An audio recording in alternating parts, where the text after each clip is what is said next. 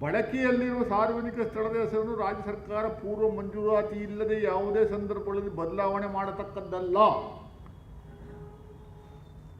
Already ಆ ಹೆಸರನ್ನ princess ರಸ್ತೆ ಎನ್ನುವಂಥದ್ದು ಯಾರಾದರೂ ನಾಮಕರಣ ಮಾಡಿದ್ದರೆ ಅದು ಮಹಾನಗರ ಪಾಲಿಕೆ ಕಡಿತದಲ್ಲಿರಬೇಕಲ್ವ, ಡಿಸ್ಟ್ರಿಕ್ಟ್ ಅಡ್ಮಿನಿಸ್ಟ್ರೇಷನ್ ಕಡಿತದಲ್ಲಿರಬೇಕಲ್ವ, ಆ ತೀರ್ಮಾನ ಆಗಿರುವಂಥದ್ದಕ್ಕೆ ದಾಖಲೆಗಳು ಬೇಕಲ್ವ. ದಾಖಲೆಗಳಿಲ್ದೇನೆ ಯಾರೋ ಅಕ್ಕಪಕ್ಕ ಹೇಳ್ಕೊಟ್ಟಿದ್ದನ್ನ ನೀವು ಹೇಳ್ಬಿಟ್ರೆ, ಮಾನ್ಯ MP ಅವರೇ, ಈ ಭಾಗದ ಹಿಂದಿನ MP ಪ್ರತಾಪ್ ಸಿಂಹರವರು ಭಾಳ ಅಪರೂಪಕ್ಕೆ ನಿನ್ನೆಯಿಂದ ಮಳೆ ಮೋಡದ ವಾತಾವರಣ ಸೃಷ್ಟಿಯಾಗಿದೆ.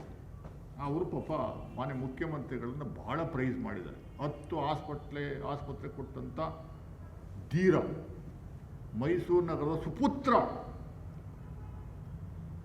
ನಾನು ಅವರಿಗೆ ತುಂಬು ಹೃದಯದಿಂದ ನನ್ನ ವೈಯಕ್ತಿಕವಾಗಿ ನಮ್ಮ ಪಕ್ಷದ ವತಿಯಿಂದ ಅಭಿನಂದನೆಗಳು ಸಲ್ಲಿಸ್ತೀನಿ.